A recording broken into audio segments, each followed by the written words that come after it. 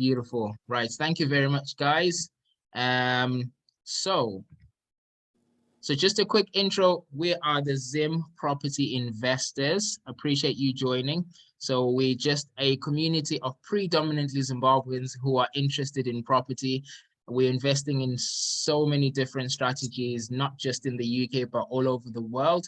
It's just a nice community of people that are willing to share information, which is what we're about to do right now, and collaborate with others to just make our businesses successful.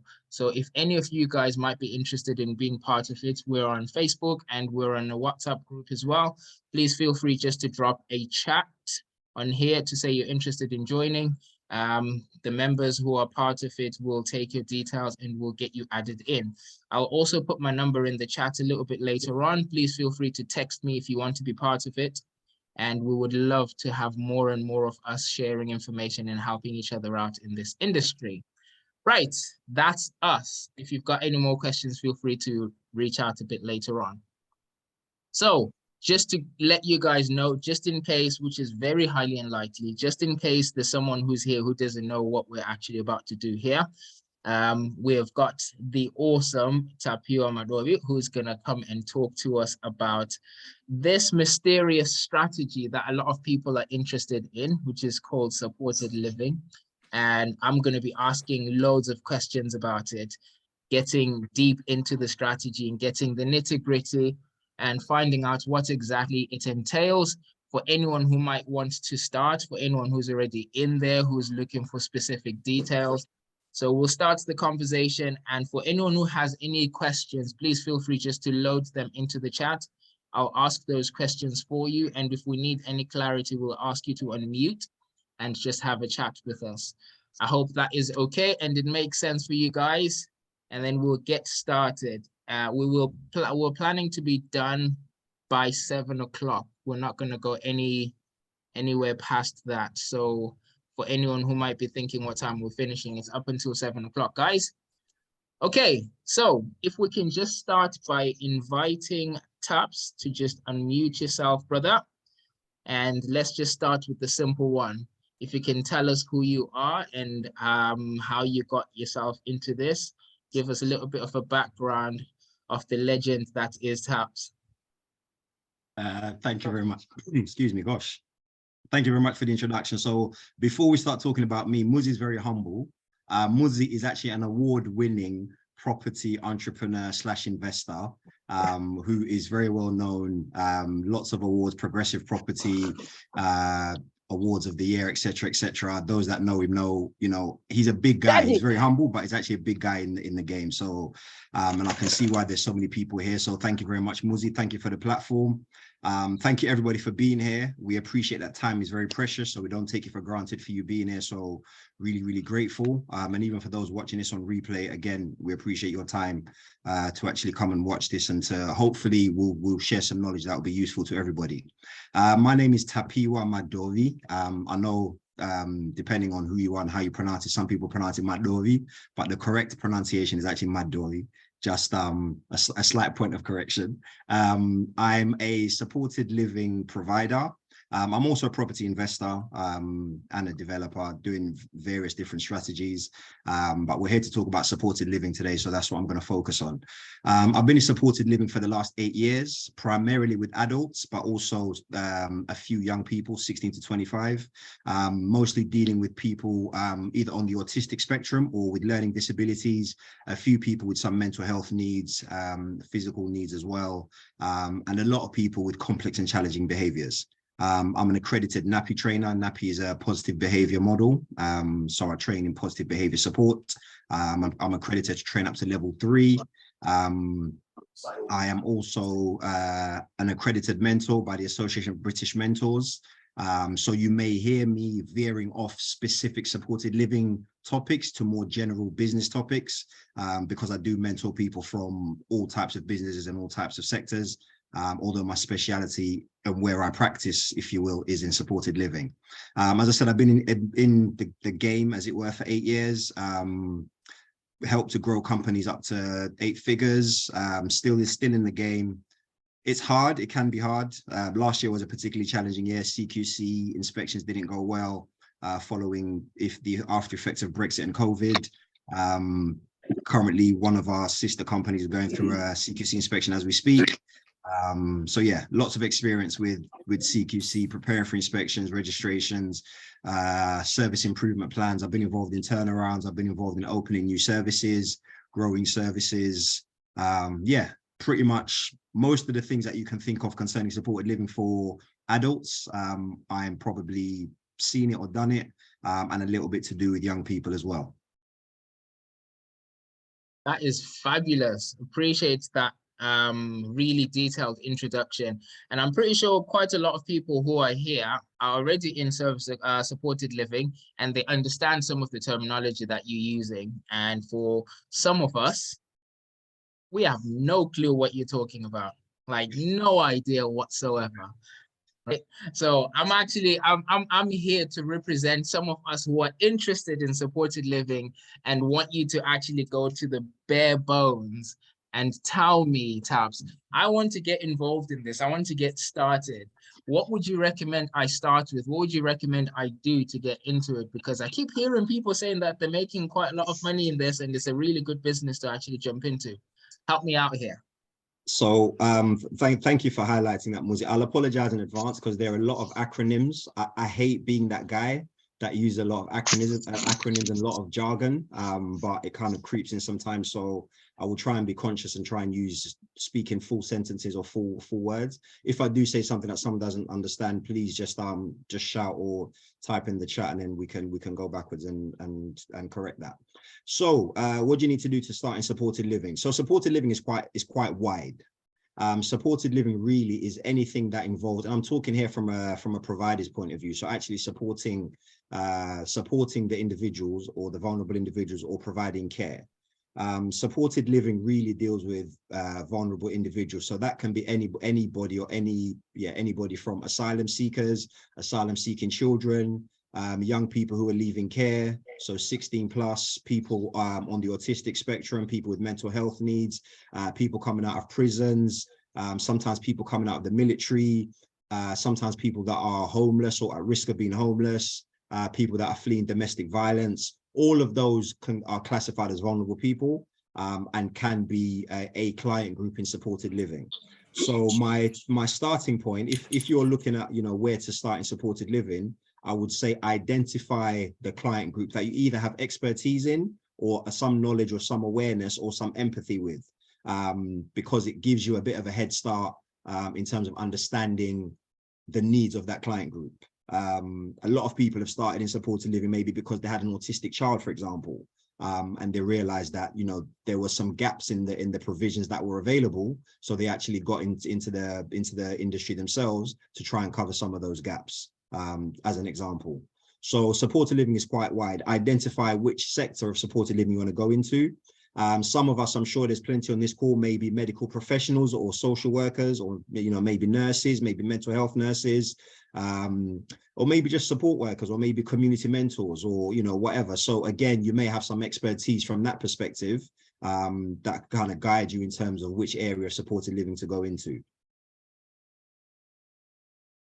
That's brilliant. Actually, you touched on something that I actually wanted to go into next, which is you've highlighted the different spectrums of where you can actually go into. There's options, which is good. There's options to where you can actually get started. One, is there an easier one that you would recommend I start in and then build up, or are they all that just completely different? And then also, which I think you've already touched on, is can I actually bring my current skill set if I'm working perhaps in the NHS or I'm working for a different care company? Is that something I can bring in, and what's the best way to structure it to turn my skill set into a business? So yeah, I think they're all different. The way that's why I say look at which one you resonate with or which one you understand the most, and kind of build or design your business around that.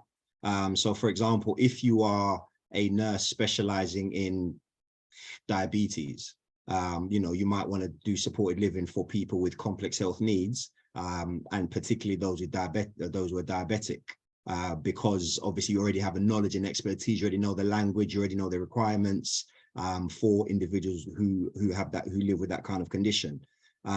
So I would say start there, use that as your starting point.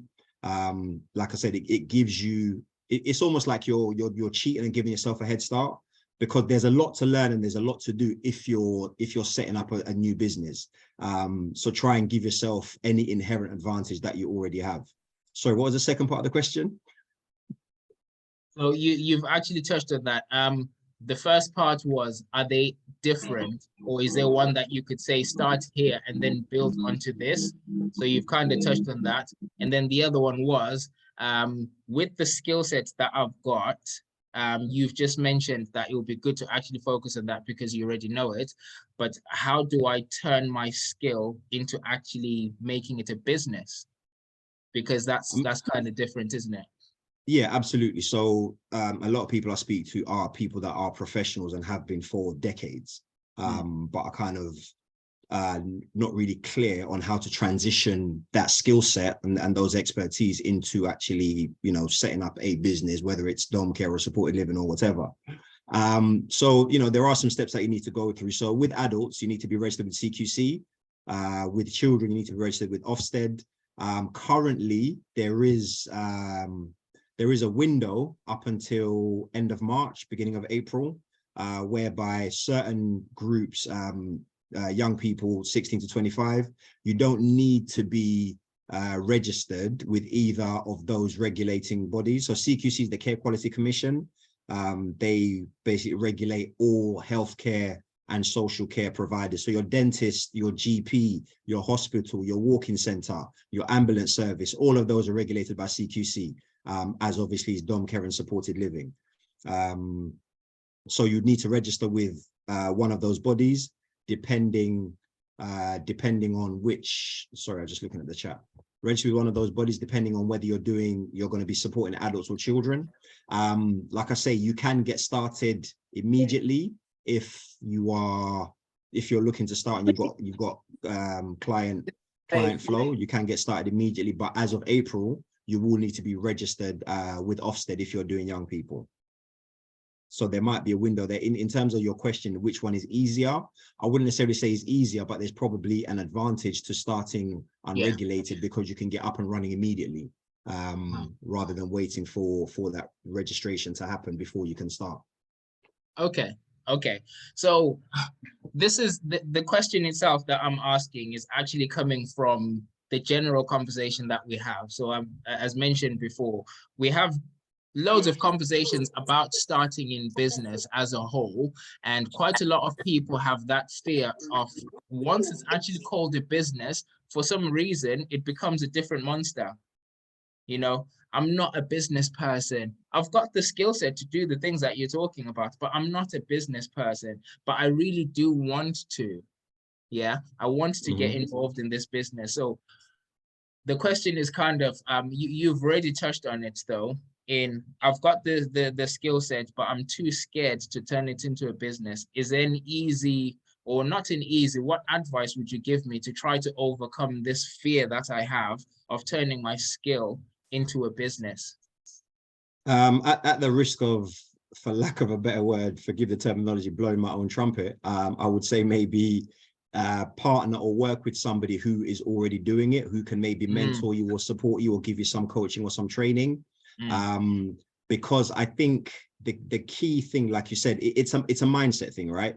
And I'm very big on mindset, because essentially, okay, let's say, and forgive me if anybody in the call now is a physiotherapist, but let's say you're a physiotherapist by profession. You've been a physiotherapist for 25 years. You pretty much know everything there is to know about physiotherapy, but you want to start supported living for people who have got, maybe they've had a brain injury or they've got some sort of mobility needs and they need that physio rehab, and you want that to be your speciality. Fundamentally, you're going to be doing the same thing that you've been doing for the last 25 years. The only difference is now you're doing it for yourself rather than for a trust or, for another company. So it's really about having the right temperament to take on that responsibility and that ownership of working for yourself. But yes, it can be quite heavy and it can be quite challenging, but also remember that now you're invoicing for yourself rather than somebody else invoicing and you're only being paid a fraction, even though you're the person doing the work. But yeah, I think the way to shortcut it and the way to make it easy is work with somebody, find a mentor, such as myself, who can work with you and can give you the guidance, and basically prevent and avoid the pitfalls, which are, whenever you're doing something new, you're always going to make mistakes. The key is to learn quickly, to make the mistakes quickly and learn from them quickly and progress. I think sometimes we are worried about making mistakes, therefore we don't make decisions, therefore we don't take action. And we end up, because some of us on this call have been thinking about supported living for 2, 3, 4, 5 years. For whatever reason, we've never actually taken the jump, because Exactly. well, for various reasons, but one of them being that it's scary. You're not sure. What if it goes wrong? People are going to laugh at me. What if I lose all my money? There's a lot of what ifs. And I think sometimes as entrepreneurs, and again, that's why I'm big on mindset. As entrepreneurs, you need to be ready. You need to be ready to fail. Nobody intends to fail. Nobody wants to fail, but you need to, be ready to fail, but learn from your failing and fail quickly. Learn from your failing and move forward. But again, if you work, in partnership with somebody as myself, or even some of the other people on this call, who may also be starting similar to yourself, but 2 heads are better than one. And if you're working with somebody who maybe has a complementary or opposite personality to you, you can actually be each other's sounding board, and you can actually help each other out in terms of making decisions and building strategy and seeing what's actually going to work for you and how you can progress forwards. That's brilliant. You seem to have a tendency of answering my next question before I even ask it. Thanks for that. But I was actually I'm here to help. I was actually going to ask if there's anyone that you can recommend who can help with that, because I think that's a brilliant idea, and we talk about it even on our side in the different strategies in property with service accommodation, HMOs, and then now we're talking supported living. It's the same concept as well, and I love the fact that you mentioned there is an option of working with someone who's already done it before, and it's a good idea to actually learn from someone else's mistakes, essentially, rather than making your own, right? Absolutely. So just to kind of reset the room, I know there's quite a few people that have joined ever since we actually started. I'm just going to point out quickly, thank you very much, guys, for joining. Really appreciate it. With the Zim Property Investors, and thank you very much for being part of this. And just to give you a quick reminder, please, if you've got any questions for Tapiwa, feel free to just put them in the chat and we'll go through them a little bit later on. So don't worry about the fact that I haven't asked any of them yet in the chat. We can see them. Please continue to put those questions in and I'll go through them a little bit later on if that's okay. Thank you very much. Righty then. So Taps, I'm really interested in a bit of the ugly truth. Yeah, right. And I know for a fact, and just like many people will know, that things don't always go the way that they initially planned. You've already touched on the fact that there's some failures, there's some pains that you'd expect to have there. If the business is going to generate X amount of money, then there is a risk that it could actually also lose X amount of money. Talk us through your failings and how you bounced back from them, or even if you did bounce back. That's a fantastic question. And thank you for bringing it up, because I think sometimes people don't like to talk about mistakes or failings or whatever. Those of you that have heard me speak before, you will hear me say a lot that your registered manager will make or break your business. Now, whether you're the registered manager yourself or you're hiring somebody else in, that person will make or break your business. I spoke earlier about, we had CQC inspections last year. I can't go into too much detail, but basically the manager that we had there previously had whatever issues that person had. They left. There was some performance issues maybe, but anyway, they left. And then this was kind of during COVID. So obviously hiring and recruiting during COVID, everything's being done via Zoom. Zoom is great, but it doesn't really give you a full picture of somebody as it does, when you meet them face to face in an interview setting. Hired another manager. That manager was not as in place, and again, people are fantastic in interviews, But when you actually put them in situation, they may not be as fantastic as they were in the interview. So I think having a very thorough interview process, including psychometric testing, including actually giving them practical tests and things to do prior to interview, and some exercises which would be relevant to their day-to-day or week-to-week work, so that you know their capability. So for example, like I said, just coming out of COVID, a lot of work is being done remotely. So somebody's IT proficiency, although, for somebody in that role maybe 5 years ago, as long as they're able to make records and can put things on paper, et cetera, it probably would have been fine. But now all of a sudden, because everything's changed, the IT proficiency becomes very, very important. And somebody who may not be super IT, I don't even want to say literate, but who may not be super comfortable with IT, all of a sudden you're having what I would call unnecessary issues. And reports aren't being submitted on time, reports aren't being sent to the commissioners or to the regulators, and then they start getting concerned that we've asked for simple information, why is the information not coming through? They think, okay, let's just turn up unannounced and see what's going on, and then they find that things perhaps are not as orderly as they ought to be. So that then has a knock-on effect to, you have a CQC inspection which is suboptimal, for lack of a better word, which then leads on to further scrutiny, because they're like, well, if this service isn't running as well as we thought it was, are the other services running as well as we think they are? So that has a domino effect on the whole business. And with some commissioners, once you have a negative CQC report, or even if you don't, but if the CQC inspector calls them and says, we have some concerns about this service, they're pulling their clients out immediately.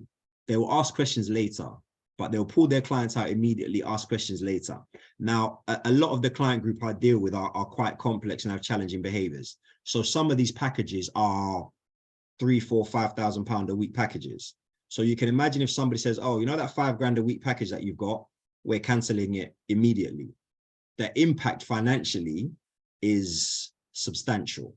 And if that happens more than once, it can be very, very difficult. And I'll be candid, at a point last year, it wasn't, but it felt like we were having some kind of safeguarding or some kind of complaint every week. Like, if I've ever thought about giving up and walking away from this industry, it was last year. But fortunately, I'm still here, so we'll progress and move upwards. But to put it shortly, I've been there and I've done it, and I've seen a lot of things go wrong, catastrophically so. So, with everything, we always talk about lessons learned. So what lessons did we learn? The lessons we learned were how to prevent that from happening going forward. The recruitment piece, the supervisions, the management, the monitoring, the checking, making sure that the systems that you've got in place are actually being utilized, making sure that the staff are actually well trained. Because again, during COVID, we couldn't do face-to-face training. So everything was, okay, this is the training, log on to the website, do your training. Now, right now we're in Zoom, which is basically similar to what the training is. Most people have got their cameras off. So I don't know who the person doing the training is, whether it's, Bukosi who's there, or it's Bukosi's sister, who might be a social worker who's doing that training. So you look at your records and someone's got their training complete, but when you actually review their practice, the two aren't aligning. And these are some of the challenges that obviously COVID happened to everybody. And these are some of the things that we kind of had to learn on the fly, that nobody prescribed, because we didn't know it was going to happen or what the outcome was going to be. So yeah, a lot of learning, especially in the last couple of years. Jeez, man. Wow. Okay, so the truth, did the manager leave or did you sack him? We want to know. We want to know the truth. I can't say, because we're talking about a real person. All right, I'll say it for you guys. They got sacked, right? Pretty much the next day, they're out. Oh my gosh. They actually didn't, but they're no longer here. So I'll leave it there. Wow. But and I think not talking about that particular individual, but certainly some of the other people I've been working with. I think also when when you realize that some individuals are not pulling their weight, you know, it's okay. And I always say this to my staff, and some of them hate me for saying it, but the door's not locked. You can go, you know, literally the door's not locked. So, and you know, they're like, you know, don't talk to people like that. It's not nice, blah, blah, blah. Of course it's not nice, but it's not nice when I'm sitting in safeguardings or SAR. A SAR is SAR, is a safeguarding adult review. So that's when you've got some kind of very serious incident, e.g. death or near death. And, you know, there has to be effectively, they don't call it an inquest, but effectively an inquest as to what happened, what can we learn from what happened, how do we improve? You know, I'm sitting in all these high pressure meetings and the staff are just carrying on like, you know, like normal, like everything's okay. So one of the learnings as well is actually bringing, you know, some of those staff into those meetings so they actually have a clearer understanding of how high the stakes are. Because I think sometimes, because you've got different levels of, you know, you got your staff, you've got management and senior management and what have you, sometimes things don't filter down, or they filter down, but they are filtered. They don't get the raw reality and the raw truth of the situation, because by the time, you know, it's been put in a report, it's been put in a PowerPoint, it's been shared, it's been turned into a training module, it's not the same. You know, it's much more positive than it is when you're sat in a safeguarding meeting and you've got, you know, the safeguarding panel asking you questions like you're a 5-year-old boy and like you're dumb and you don't have answers. So you feel dumb because maybe, you know, the staff haven't given you the information that they should have done. And you're trying to protect your staff, but at the same time, you know, there's a thing called a duty of candor, which is basically about being open and transparent, that whenever anything happens, you know, don't hide what happened. It's okay. We all make mistakes. When mistakes happen, let's be open. Other people can learn from them. Other providers can learn from them, et cetera, et cetera. But obviously, sometimes at your expense, you know, you go through that process, and it is at your expense.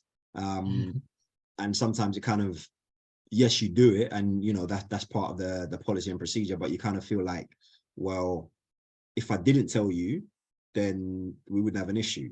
But of course, we have to be open and transparent, because the worst thing that can happen is something happens tomorrow, and then it comes to light that, you know, this had happened and you didn't disclose it. As you know, with the law nowadays, if you're a director of a company, you can be liable for imprisonment. And if you're a registered manager, you know, you or the nominated individual is the person who's responsible for the organization.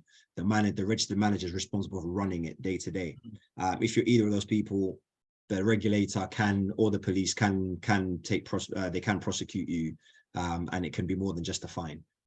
Absolutely. It can be quite serious. Absolutely. Wow. Okay, so I can see there's a lot more people that have joined. Linjan Lonke, Magadi Mose, thank you very much for joining us. So just a quick reminder again, I can see there's more questions that have been put in the chat. Please feel free just to drop your questions in the chat. If there's anything you want to ask about this business, anything you need, even if it's just clarity on what Taps has just touched on already, feel free to drop them in there. We're going to start asking the questions that are in the chat. Okay, so coming back to what we've just discussed, firstly, thank you very much for pointing out the issue that's happened in your business, and there is no requirement, or there is no obligation for you to actually point out any errors. So really appreciate it. I love it when people who are in business are real and say that things do go wrong. They've happened to us, and they have actually happened. It's real, it's happened. So we don't have to be perfect, right? So some of the things that people are scared of when they start into any business, especially this one, some of them are true. Some of them, you're absolutely right. It can happen, and it has happened to some people. The reason I'm asking this question is because I know whatever challenges you've gone through, even if they're not the last challenges you're going to go through, you've gone through them and you're still here. And this is the point I want everyone to see. You are still here, right? So the final part of what I want to ask on this is, how did you bounce back, and how would you suggest anyone who's worried about what you've already gone through, they haven't gone through it, how do you encourage them that there is actually a light at the end of that tunnel? Again, that's a great question, Muzzie. Thank you. So I think for me, I'm invested, or I have a vested interest, and we'll use the word pride. You know, the word pride has some negative connotations, but I'm using it positively in this sense, in that I'm proud of who I am. I'm proud of the work I do. I'm proud of my team. I'm proud of my staff. I'm proud of the work we do collectively. I'm proud of the lives that we're improving and the lives that we're changing. And you have to focus on that. I'm proud of, you know, that even in terms of the staff, because we know we give a lot of people opportunities to grow and to develop, and for some people this is, you know, maybe their first or second job, and there's opportunity for them to actually develop as a person and professionally as well. So, you know, I'm proud of all of those elements, and I think I have to remind myself that no matter what, you know, the safeguarding person, the safeguarding lead from the local authority might be saying, or the CQC might be saying, I'm actually doing good work. We are actually doing good work. They may not recognize it. They may not see it. We may have made some mistakes. We may have made some terrible mistakes that are inexcusable, but what's already happened. So we now have a choice. Are we going to shut up shop and go home and sleep? Or are we going to, you know, roll our sleeves up, roll our socks up, tighten our laces and go to work? I'm the kind of person that I'm going to go to work. Again, you know, I keep banging on about mindset. You have to be resilient. You have to be like it's a very highly regulated business, and rightly so, because you're dealing with people's lives. You're dealing with people who are very fragile and very vulnerable. Any little thing can happen at any time, and all of a sudden, you know, you may not know how somebody reacts to something, because you may not have the full history of you know, maybe whatever trauma they've been through. You know, I had a situation the other day where a member of staff said something to somebody because that person was having an episode of challenging behavior and was threatening to do something very, very serious. And in trying to, and in calming them down and actually de-escalating the situation, that member of staff said something. But when you take it out of context and read it in black and white, what they said is horrendous. But in context, I wasn't there, right? But in context, I can understand that they were trying to de-escalate somebody who was saying, who was threatening to do something. And forgive me, because obviously I can't go into specifics because we're dealing with vulnerable people. So forgive me for talking at a very kind of vague level. But yeah, you've got somebody who's displaying challenging behaviors, who's threatening to do something extremely violent, extremely serious. And then you've got somebody who's actually working with them very positively to say, look, if you do that, it's not going to end well. But in a way that they're saying, well, basically don't do it, but they're not saying the words don't do it. They're using different words.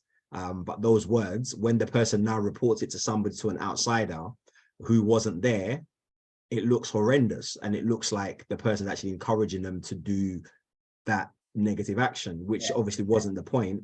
But yeah, so these things happen, but you have to kind of focus on the positive and like, okay, why are we here? We're here to improve people's lives. We're here to support people who, if we weren't supporting them, their lives would be very, very difficult. They'd be going through, you know, a very tough time. So we're here to provide positive support and to help.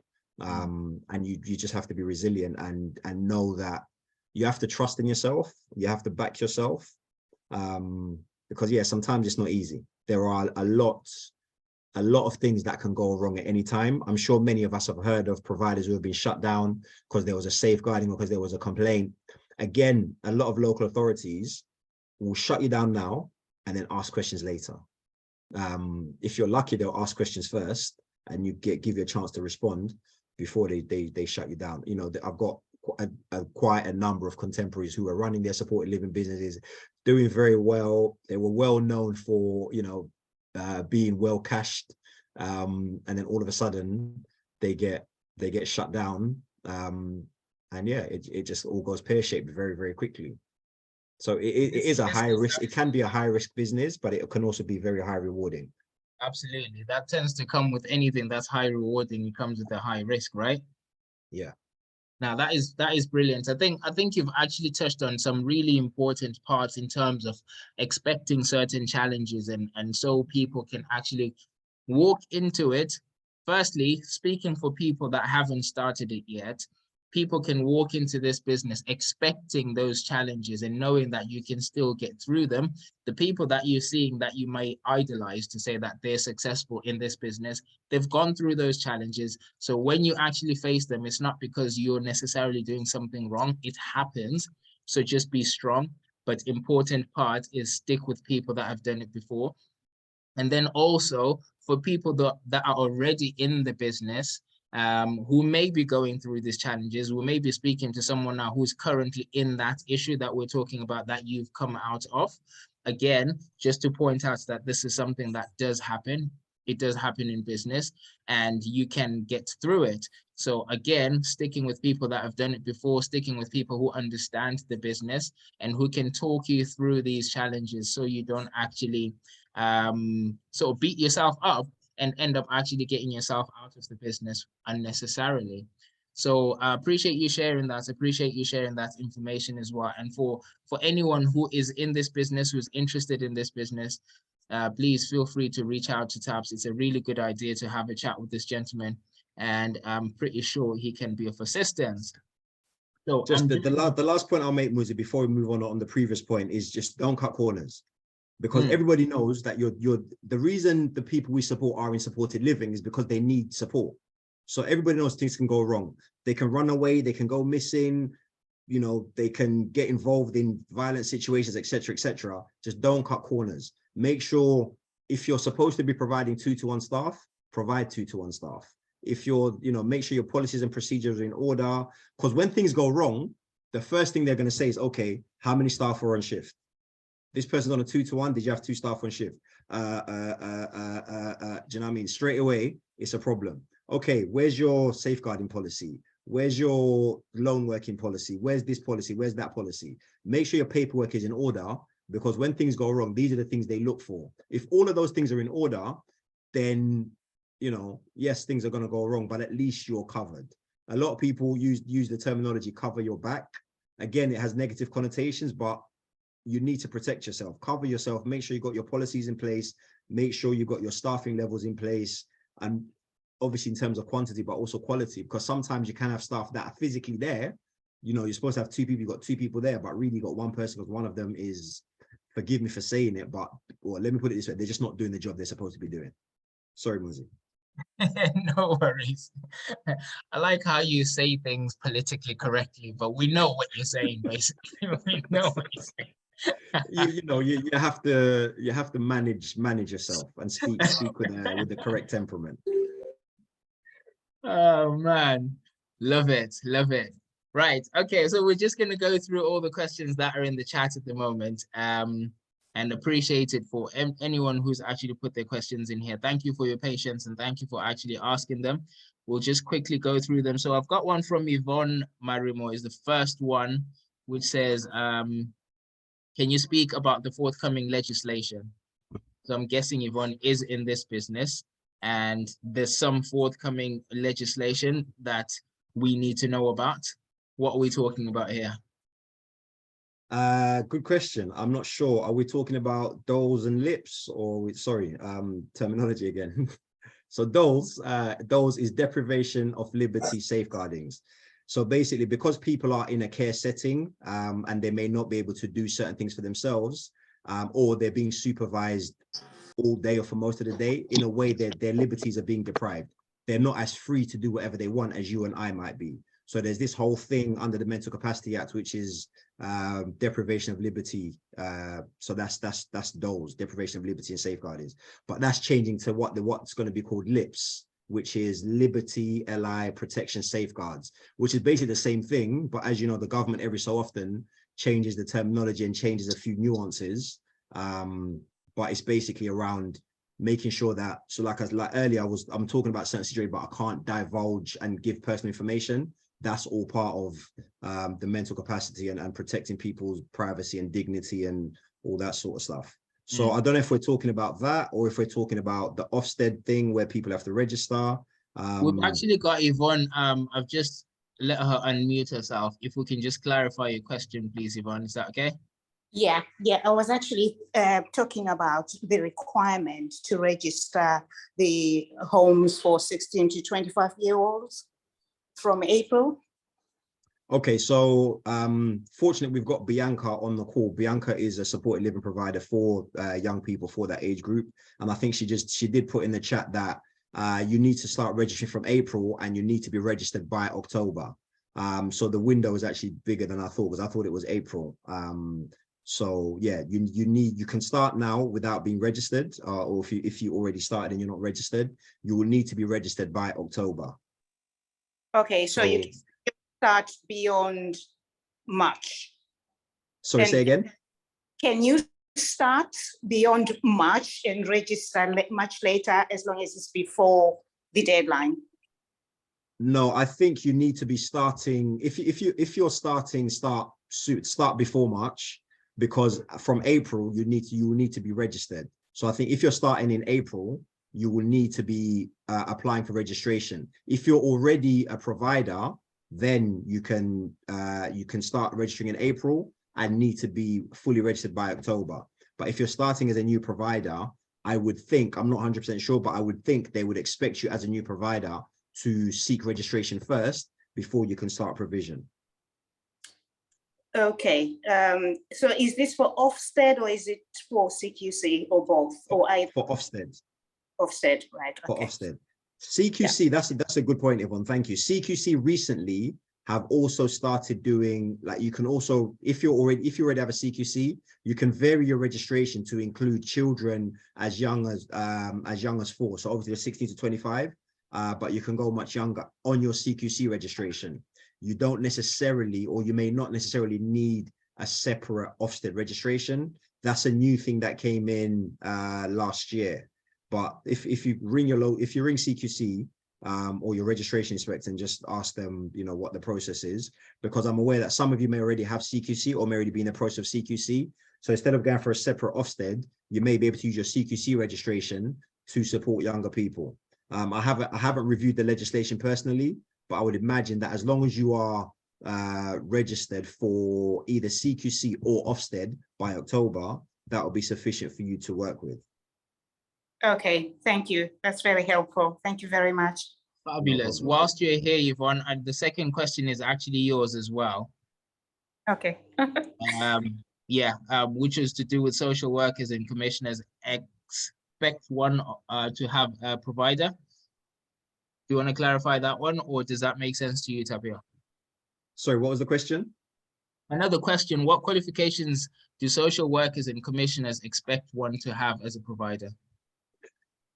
So for you, in terms of contracts. So they would want you as the provider, or as the registered manager, to be registered. No, so if you're providing unregulated, I think as long as your compliance is in order, so the property, all of the health and safety stuff, all the compliance is in order, that should be sufficient from the property. In terms of the actual people running the organization, I'm not entirely sure for unregulated that you need to have any specific qualifications. You need to be a person of what do they call it? Fit and proper person. But other than that, I don't think there's any formal qualifications required. Once you need to be registered, I don't know, because with CQC, the registered manager needs to have at least a level 5 in health and social care leadership or above. I don't know if it's going to be similar for Ofsted once you're required to start registering. But I think there is some feedback coming in the chat for in answer to some of the questions. Yeah, okay. Thank you. Thank you very much. Cool. Superb. Thank you very much for asking the questions, Yvonne. Really appreciate that. Right, we'll just go down. I know some of you guys are actually adding feedback to the conversations, and we'll just get to it. I'm kind of reading as we're going along.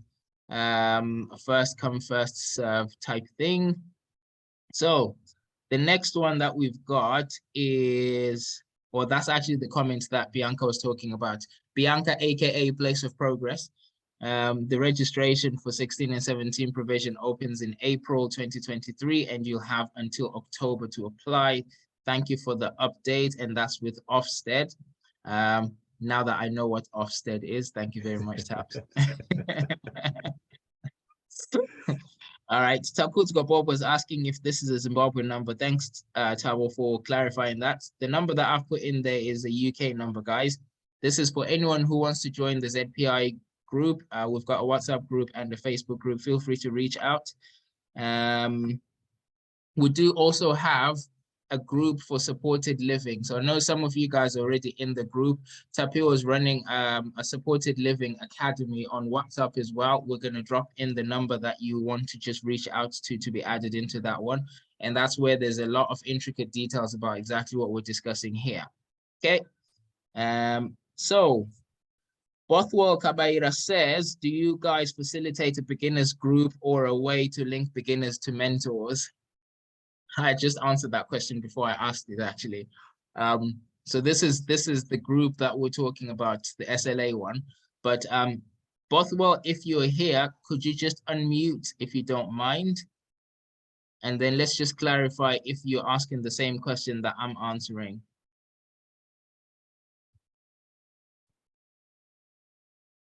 Okay, so in the group that we're talking about here, so you've got the supported living specific group that Tapiwa runs, and there's a lot of really good information that's shared in there.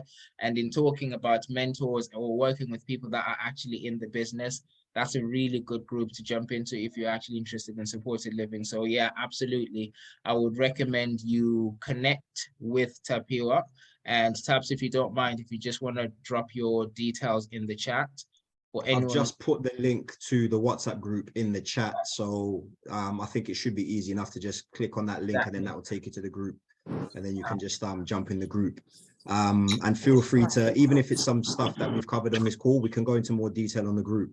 So yeah, let's jump into the group, and we can continue discussions there if we run out of time on here. But while we're here, let's get it. Absolutely, absolutely. So this video that we're recording is going to be on YouTube as well, guys. So we'll be sharing that in the SLA group, the group that Taps just shared the link for, and we'll also share it in the ZPI group. There's also another conversation that myself and Tapiwa have had before on Facebook, and there's some more information that we discussed about this, and I'm sure that will be helpful to you guys. Thanks for the question, Bothwell. There's one that was sent to me directly, so I know you guys won't see it. What is the realistic capital to start the business with on average? I bet you're going to say it depends, aren't you? It's one of those questions where it does depend, right? So how are you starting? Which client group are you starting? Are you going to start with a 1-bed flat? Are you going to start with a 6-bed house? Where in the country are you? You know, that affects the overhead. Are you going to be running the organization and being a support worker yourself, or are you busy working elsewhere so you need to hire other people? There's a lot of factors that come in that affect what it will cost. This is a question that, to be honest, I always struggle with, because, and I guess maybe it's a mindset thing again, because I'm like, if you really want to start, just start with what you've got and figure it out as you go along. You know, the likes of Muzzie and some of us, you know, on the property side of things, if the opportunity arises, you figure it out and you make it work. And if you need to partner with people as investors, then you do. In terms of hard costs, okay, what are the hard costs that you're going to have? You're going to need to register with CQC or Ofsted. So there's going to be a cost to that. I can't remember what the figure is, but if you check their website, that will tell you. You're going to need some degree of insurance for your organization. So again, that's a hard cost that you can't get away from. Different providers will quote you, you know, different figures, again, depending on yourself as a provider and the client group that you're going with and where you are, and lots of other factors that go into their underwriting. If you've got a property, then you don't need to, you know, rent a property or secure a property elsewhere. But if you don't, then that's a cost that you're going to have. And depending on which way you're going to do it, are you going to get the property first, which obviously for you to be up and running or to be fully registered, you need at least an address. And when they register you with CQC, they will come out and actually look at that property to make sure that it's appropriate to supply or for you to run a service from there. So at some point you are going to need to secure a property, whether you're buying it or renting it or moving out of your house and, you know, going to live with somebody else so that you can use your property for the supported living. That's, you know, one way of doing it. What else is a hard cost? I think that those are the main costs right now. You're probably going to need to recruit some staff at some point. So depending on how you're doing that, you can recruit from your network, you can recruit on WhatsApp, you can recruit on Telegram, you can recruit on Facebook, you can recruit on Indeed or LinkedIn. Again, there are free ways of doing it. There are costs of doing it. Emmanuel, who's in supported living up north, well, actually across the country, because he's that kind of guy. He's just put some other costs in the chat. Thank you for that, Emmanuel. And again, it depends. So for some people, if you are going after tenders, are you writing the tenders yourself, or are you going to hire somebody to write the tenders for you?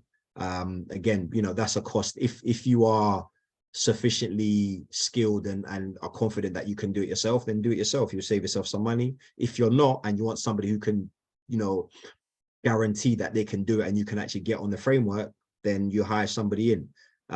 There are people on this call that can give you quotations for that. Excuse me. I think if people jump in the group, then we can discuss further in the group those that can provide that sort of service. It's something that we can do. It's something that other people can do as well. If you're recruiting from abroad, cost for sponsorship, there may be ways that you can recoup some of those costs, but there'll be certainly some advanced costs. So yeah, sorry, it does depend is the short answer. How much are you bootstrapping, or how much are you buying in? For me, I'm like, if you're serious and you want to do the business, start with where you are. Don't quit your job just yet. Start with where you are and just work with what you've got, and work with other people. We've all heard the proverb, if you want to go fast, go alone, but if you want to go far, go together.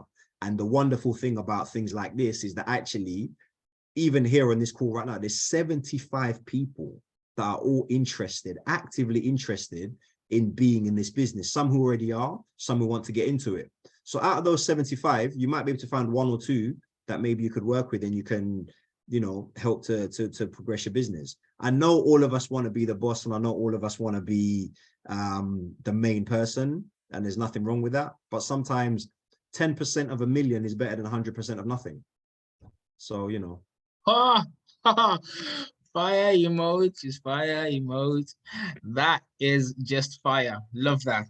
Love that. Couldn't have said it better myself. I literally have nothing else to say to that. And I think that question has been well answered. I'm going to move on because I'm that confident. Muzzie, feel free to stop me, because I think some of our answers are a bit extended. So feel free to tell me to shut up. If I actually asked you to stop, I would have missed that fire emoji moment. So knock yourself out. Share that information, man. That is really, really important. Okay, so next one is, right, managers. Been there, probably my biggest challenge in business. So I think Bianca is actually sort of agreeing with the challenge that you're talking about earlier on. And Bukos is laughing at me. Lord knows what I said then. Tawas just added more information for anyone who's interested in joining the ZPI group. Please feel free to reach out. Worked with Tabs. He is a great guy. That's Tembling Yemba. Tabs has definitely paid you well to say that. Thank you very much. Appreciate it. Send me your invoice.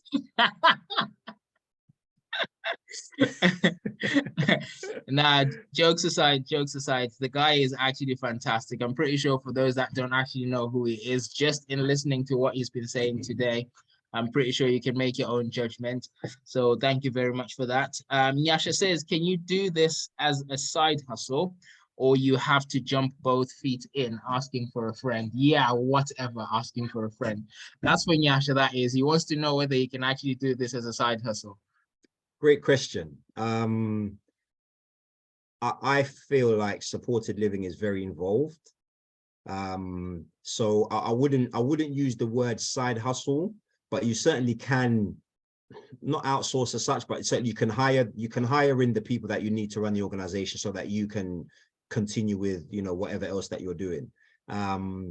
Side hustle to me suggests something that, you're just doing for like, part-time when you've got time.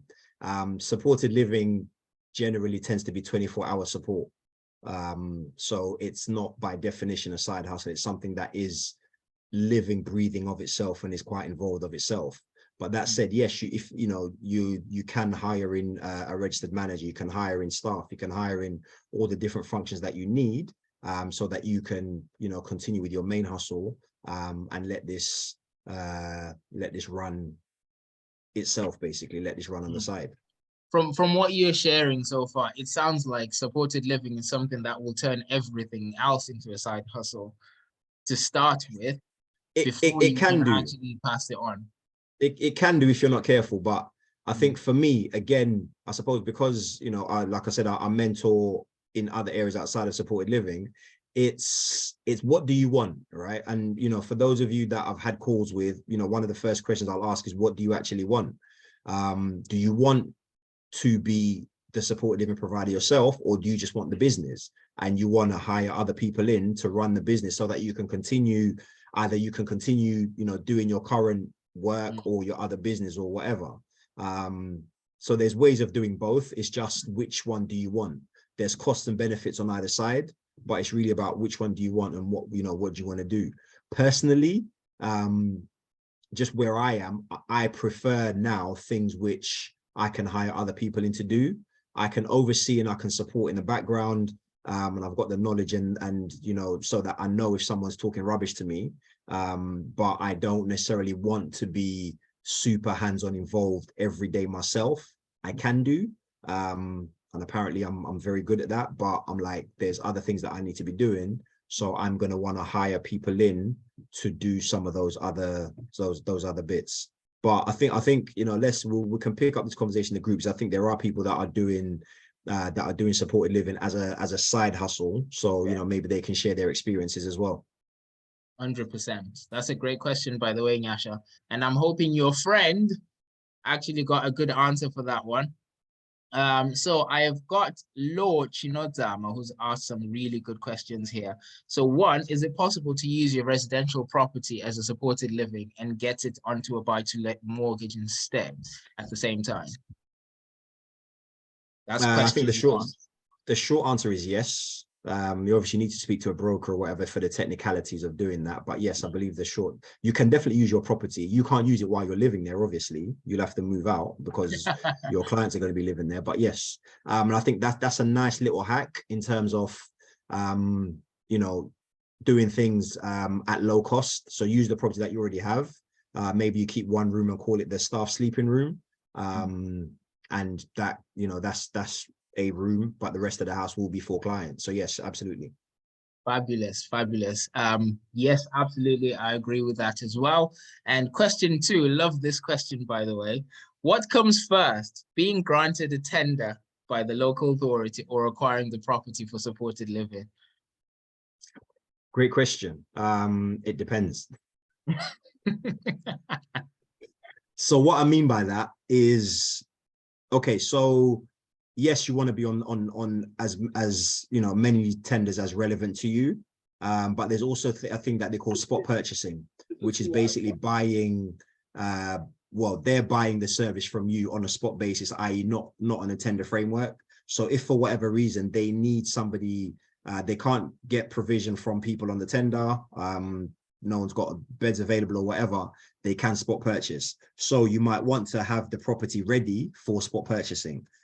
If your strategy is to get on the tenders and then get referrals from the tenders, then obviously get on the tender first before committing to a property. So that's what I mean by it depends. Either is doable, but it just depends on which way you want to do it and your risk appetite and your budget. Yeah, absolutely. I know last time we kind of had a conversation about this, it was a bit of a, chicken and egg. And one of the challenges that some of the people have raised to us is, whilst you're waiting for a tender and you've got the property, because you need a property to make the application to start with. So you've got one and you're waiting for a tender, and the tender could be however long it can be potentially. The question is, well, what do I do with the property that I have to either pay rent or pay mortgage or pay something? Because if you're fortunate enough, like you've mentioned, I own the house, I already live in it, I can turn this into my supported living business and move out. Or what if I've actually had to go and acquire it, either buy it or actually rent it out? I'm going to need to be paying for that thing until I get the tender, right? What I would say is, if you're in that situation, speak to Muzzie, and Muzzie can help you to set up a serviced accommodation from that property until your supported living business is up and running.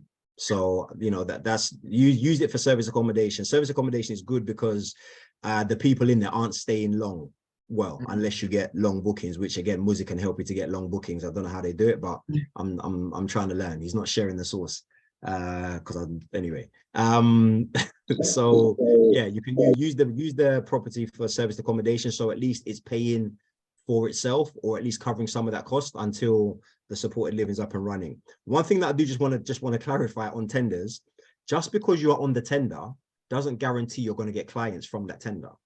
You getting on the tender means they'll send you referrals. When each referral comes, you will still have to bid for it against other providers. So, you know, for people that are thinking, yes, once you're on the tender, you're up and away. Yes, you can be, but also bear in mind that there is still other providers on that tender that you're essentially fighting against to get that business.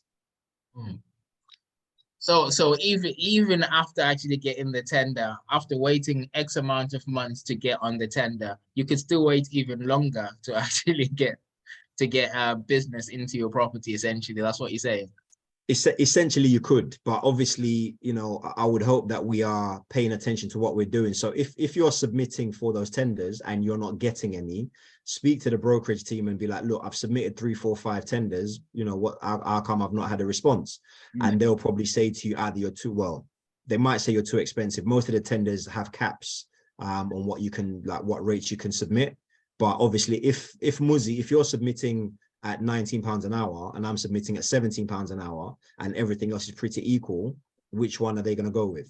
Of course, the cheaper one, yeah. Right. So there's always this trick of submitting cheap enough so that you get the bid, but also making sure that there's enough money for you to actually provide the service and have a little bit of a profit as well. And that's the magic, if you will. That comes with the experience of the people that you're spending time with, right? Absolutely. All right. I'm gonna ask you a last question, Law, and I know you've just unmuted yourself there, so you can actually clarify some of the questions if that's okay. So the last one is financial viability. What do you need as a business to prove your financial viability to enable you to obtain registration with CQC? That's a great question. So basically, CQC want to know, CQC and your commissioning authority want to know that if they give you a client, you're not going to go broke tomorrow and call them and say, oh, sorry, come and get your client because I can't provide care. So they need to see that either the business itself, if it's a new business, then either the directors or the shareholders have some substantial funds or access to funds so they can run the business and they can pay wages and pay overheads and pay costs for at least 3 to 6 months, you know, without worrying. Because the other thing that happens as well is that even when you do get on the tender, when you set up as a new provider, or when you get a new client, your client might move in on the 1st of February, but by the time the local authorities, accounts departments set you up on their system and all the rest of it, you may not get paid until March, April, May, June. I've seen it where you're providing a service for 3 months before you get paid. They will pay you all the money and backdate it, but there's still a cash flow issue because they will take time to actually get set up. It's improving, but it's certainly something you need to be ready for. So that's why they ask you about financial viability. That if you're in that situation where you're providing a service and you've got costs, but you haven't got income, can you provide the service without basically closing your doors or without having to go begging and borrowing money? Do you have access to funds, basically? Makes sense. Law, you've just unmuted yourself. Is there anything that you need to clarify? Yeah, true. Thank you very much, Muzzie. And thank you very much, our guest, Mr. Madovi, for bringing such a vital presentation. The first question that I had regarding providing my current residential property as a supported living and then obtaining a mortgage as a buy-to-let, that is converting the current residential property into a buy-to-let, that is the supported living, and then the mortgage would be for the residential property. How possible is it to get a mortgage for that?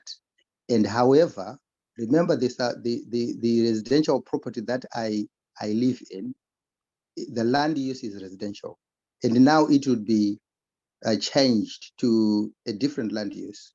which would be a supported living, do I need planning permission for that to happen? So there are two questions there embedded in question one. I hope you got me there, Muzzie. Yeah, makes sense.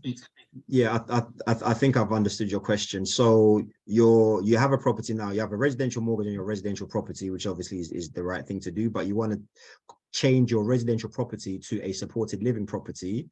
And the question is, so number one, can you get a buy-to-let mortgage on that residential property, or does it need to be a commercial mortgage? And that's also, would you need planning permission to change from residential to supported living?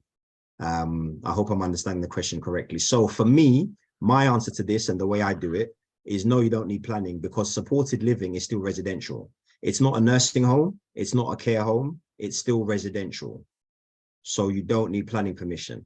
Other people will tell you different because they're looking at it from a different perspective, that it's a business, or that it's that it's a care facility. So you will need, I can't remember the classifications, D1, B1, whatever, C. Anyway, supported living specifically, supported living is still residential. So no, you don't need planning permission. The reason supported living is residential is that supported living technically is actually the people's home who live there. It doesn't belong to your business. It belongs to the people that live there. It's like an HMO. If I live in an HMO, I've got 1 bedroom in a 5-bed HMO. That's my home. Yes, there's a landlord who we all pay rent to, but he doesn't, it's not his home, it's my home. And that's the same as supported living. It's the home of the people that you're supporting. So it's still residential because it's their home. So I hope that answers that. So you don't need planning permission because it's still residential, and your buy-to-let mortgage should be sufficient. Some people will say go and get a supported living mortgage. Many people operate on that buy-to-let mortgage and they have no issues. I didn't say this, even though it's been recorded, but sometimes when you start asking people too many questions, it makes them ask more questions, which then maybe puts barriers in the way that you don't need to. Your buy-to-let, you are essentially letting your property to the supported living provider, who would then be providing care and support from that property. So your buy-to-let mortgage, as long as it allows you to let it to another third party, which obviously is the point of buy-to-let, should be sufficient.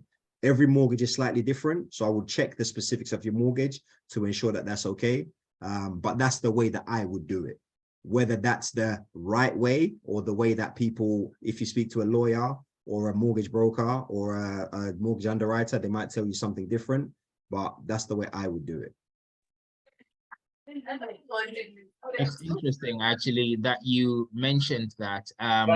It's something else that I actually wanted to add on to it, because it's something similar to what we do. So we're calling it supported living now. You could turn that into serviced accommodation. You can turn that into HMOs. I was speaking to a lender very recently, and they were saying that for certain strategies that you actually run, it's only certain individuals that will benefit from a specific product that will tell you that it's an obligation. Right? So your property is either a residential for you to live in it, or it's a buy-to-let for someone else to live in it. How you then break that buy-to-let down, whether it's HMO, it's supported living, it's serviced accommodation, certain individuals who will benefit from that particular product will tell you it's an obligation. Most lenders couldn't care less. Yeah, but what you can't do is rent out or run a business in a property that's actually still a residential mortgage. That is mortgage fraud. I hope that kind of clarifies that question. Thank you, Muzzie. Yeah, I think it does. And that's a good point, right? Because if you're talking to brokers that are telling you have to get a bridge or you have to get this or that for, you know, this or that, is the broker getting paid from you getting that product? They probably are. Exactly. So just double check where they're coming from and what just double check with somebody else, basically.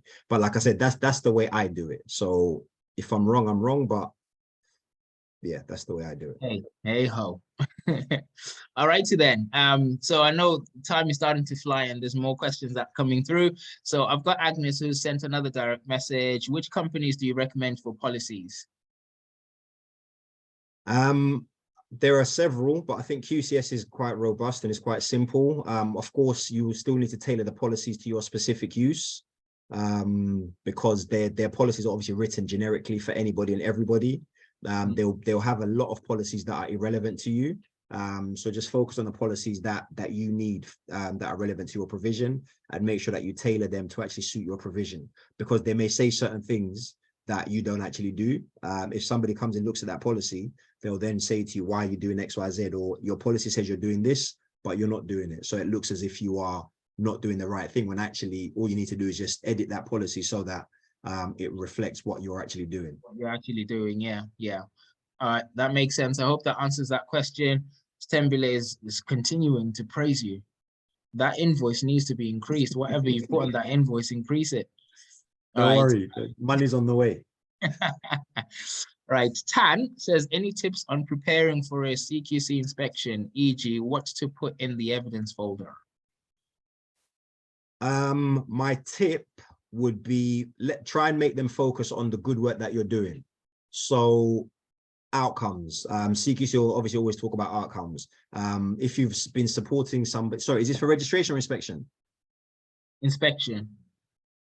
For inspection, yeah. So people that you've been supporting already, you know, what outcomes have you achieved? What good things have you done? Have you got testimonials from the parents or from family members or from professionals that show the good work that you're doing? Do you have pictures of you taking them to activities that they couldn't go to before, things that they couldn't do before?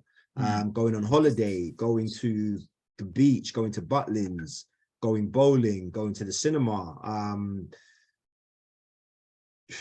driving lessons. I know that seems, I use that on purpose because that seems unrealistic for a lot of people that are in support, but why is it unrealistic?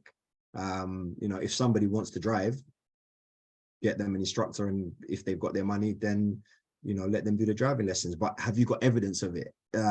You know, there's a saying that if it's not written down, it didn't happen. So make sure everything is evidenced. And yeah, so I try wherever I can to start the inspection with, this is the great work that we're doing. Have a look at that whilst we're getting you whatever else you need, because you want to set the tone positively where you can. Even if they're coming because of a safeguarding or because of a complaint, you want to try and set this, like reset the tone in a positive manner. Because the way CQC work, okay, they've changed it of late, but the way they generally work is that they'll ask you for something. If it's good, then they're quite happy. But if they're looking through a folder, for example, and they see errors or gaps, then they're going to ask for more information. If they look into a folder and it's quite robust, everything's comprehensive, everything's complete, they're quite happy. They don't want to dig and find negative things unless you show them that there are negative things to look for. So yeah, positive. Yeah. Have pictures up, you know, let them talk to people that have got positive feedback for you, collate that positive feedback, make sure you're speaking to the MDT, sorry, the multidisciplinary team, all the professionals involved, the families, any key stakeholders involved in that person's care. And if you can, get written feedback off the positive work that you're doing and start off from there. Brilliant. So shine the light in the things that you're doing well, and don't give them reason to doubt the work that you're doing. Lovely advice there. Brilliant.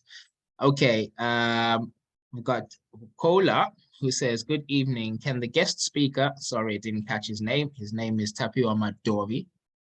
Got it right this time. Can he drop his contact details in the chat? So I believe, Taps, you've actually already sent a link in the group, in the chat there. For anyone who wants Tapiwa's contact details, the best way is to actually get into that group anyway, because he is always on it. Always on it. Questions are being asked, is always answering them. I swear you don't actually sleep, man. Sleep is overrated. I'm lying. I love my sleep. I love my sleep. Right. I've got iPad Samgeliso. Love that name as well. It's a brilliant name. Says, what is the best way of getting clients if you're newly starting? So obviously, get on the tender portals, as has been mentioned. I'll try and post a link to the tender portals in the group so everyone can see it. Relationships. Some people might say it's cheesy or it's corny, but people by people. So try and build relationships with social workers in your area. community nurses, anybody who's involved in commissioning of services. Most services now, back in the olden days, most services used to, sorry, I'm trying to read the chat and talk at the same time. Clearly multitasking is not, it's not something I'm good at. So back in the day, social workers would find a service, they find your service, they like you, they commission you. But now everything has to be done centrally through brokerage, which is why it's all gone to tender.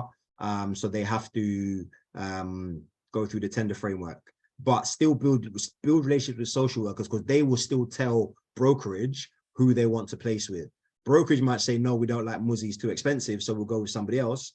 But if the social worker is recommending and pushing, as long as your costs and whatever are okay, they will still place with you. So relationships. Go to your local council. They usually have provider events. Go to those events. Those are the events where you're going to meet the social workers and the brokerage team. It can be hard, but it might take you quite a long time before you actually start getting the referrals that you need. But again, you have to be resilient and consistent. They will come eventually, because it's a weird thing, because there's a lot of supported living providers now, especially since COVID, but there is also a lot of people that need supported accommodation or supported living. So they will come to you eventually, whether it's because they've got an emergency and they need an emergency placement, or because you're finally on the tender and they have to offer you, and eventually you will be the right person. But build relationships as much as you can. 100%. And relations with each, sorry, just one more thing, relations with each other as well, because I would like an ecosystem where if I've got a referral and I can't take that referral because they may not get on with Susie, who's in room 2, maybe I can ring Muzzie and say, Muzzie, Kidderminster Council or whatever it is, I've got this referral, I can't take it, but maybe you can. Speak to this lady called Lisa at the council, she's the one dealing with the referral, there you go. And then if Muzzie wants to, you know, look after me on the back end, that's great. And if it doesn't, at least we've kept it within the circle, we've kept it within the community, and you know, that's fine as well. That's the other beauty of actually being close to people that have actually done it before, and also other people working together. And I know you're talking about supported living. I'm looking at it as serviced accommodation as well. We don't actually look at other operators as competitors. We see them as collaborators, because something like this, of passing guests or passing leads or passing any business along with each other and getting to know each other and building relationships. I love that advice for this question, but also for anything really in terms of generating a business. It's the best way forward. So appreciate that. Thank you very much. So I'm just going to whiz past through this, because I did actually mention earlier on, guys, that we're only going to go till 7 o'clock. As much as we would love to talk all night, we're only going to go till 7 o'clock. So I'm just going to quickly whiz past these questions. So Stembele, I think that's a statement. And Bianca's statement, you need to meet specific. Okay, that's another one. Okay, that's another addition. Takutwa says, can I have your number? I think Takutwa's got my number now. Because I can see a few people have actually sent me messages to join the Zim group. Thank you very much, guys. For anyone who still wants to join, please use my number, which is in the chat. Feel free to reach out on WhatsApp. I will get you added in. Can we have this again, please? Okay, this is actually the second time I've had taps, you know. First it was on Facebook, now it's on Zoom. We're gonna need to find another platform. Let's go on Instagram and talk about this again. Should we do an IG live? Do an IG live, why not? I'm not really an Instagram person, but then we might as well. We might as well. I don't mind doing that, guys. Neither am I, but you know. Let's conquer them all. If the people want it, the people get what they want. The people have spoken. Sorry, okay, can I make a request? If anybody that's in the supported living group, can somebody please share the link on this Zoom chat? I was trying to share the link, but apparently it's not working. So can somebody share the link to the supported living chat, the supported living group on this Zoom chat, so people can join. Thanks in advance, guys. Thank you in advance. If someone could just drop the link in there, please. And for those that still struggle with that link, please feel free to reach out. Even on my number, I'll share the link on WhatsApp. It'll work on that one. So feel free to reach out, guys. Tab says, what are the key factors to consider when or if partnering with others to start a supported living business? Oh, love that one. What are the key factors? Yeah, what are the key factors to consider? Do you trust the people that you're partnering with?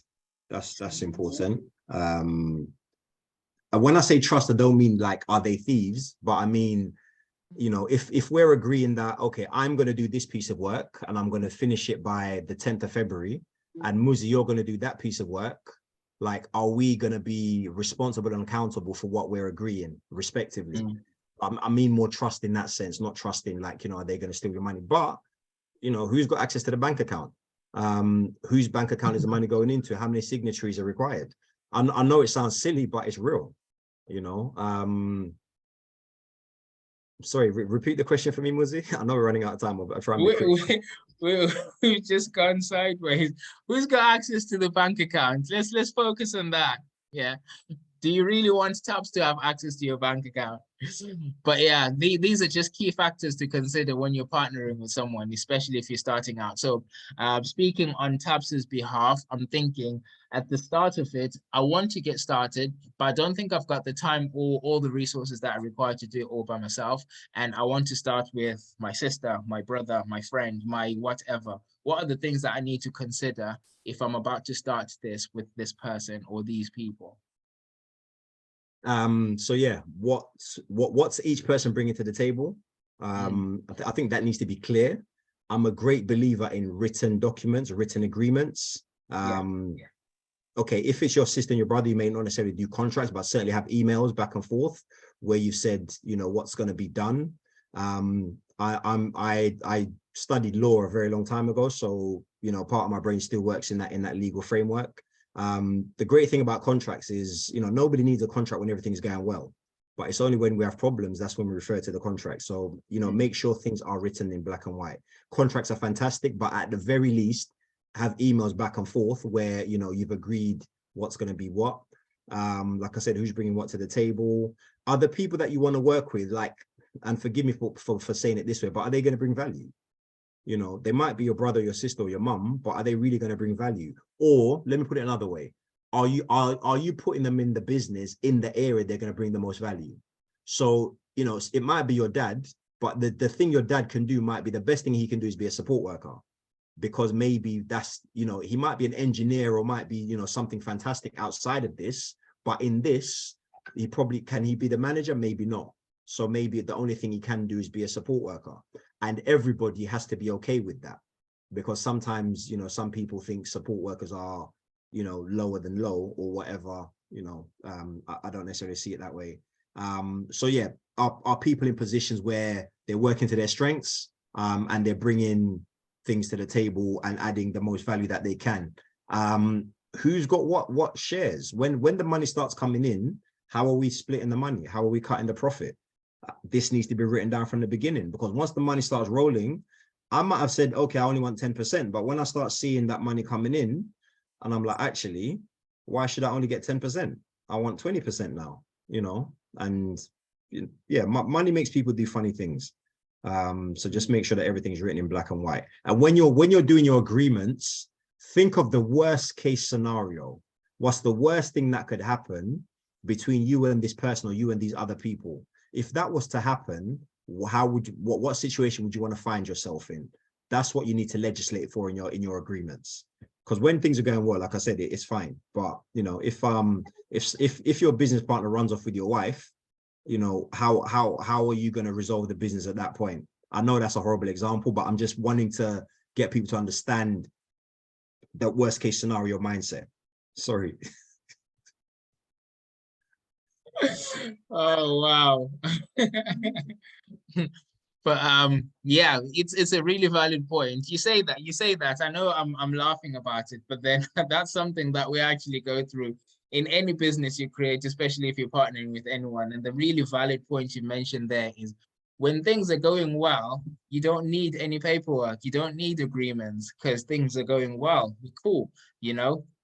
It's when things don't go very well and things go sideways, and then we start going back to, oh, what was actually the initial agreement? I said this, no, you said this, no, you said this, you know. And people's memories become very short or very confused because they can't remember what they said, funnily enough. Or selective. And you might be the person that can't remember what you said, because genuinely what you said at the time now doesn't make sense. Because, you know, why is Muzzie getting 80% and I'm only getting 20%? You know Just what I mean? he can buy more hats. It's not fair.